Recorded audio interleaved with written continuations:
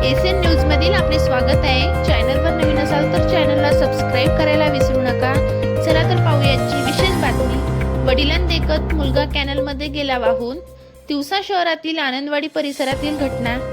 आनंदवाडी जवळील कॅनलमध्ये 21 वर्षीय मुलगा वडिलांदेखत वाहून गेल्याची घटना आज गुरुवार दिनांक 18 डिसेंबर रोजी दुपारी 11:30 वाजताच्या सुमारास तिवसा पोलीस स्टेशन हद्दीत असलेल्या आनंदवाडी येथे घडली असून ओम अरविंद सहारे राहणार अमरावती असे कॅनलच्या पाण्यात वाहून गेलेल्या युवकाचे नाव आहे।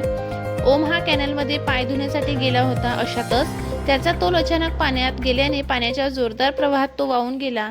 ही सर्व घटना त्याच्या वडिलांदेखत घडल्याचे वडिलांनी यावेळी सांगितले।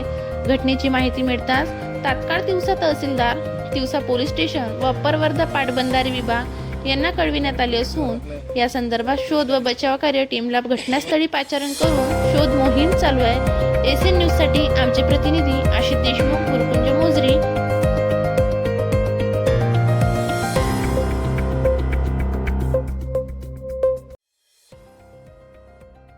आम्हाला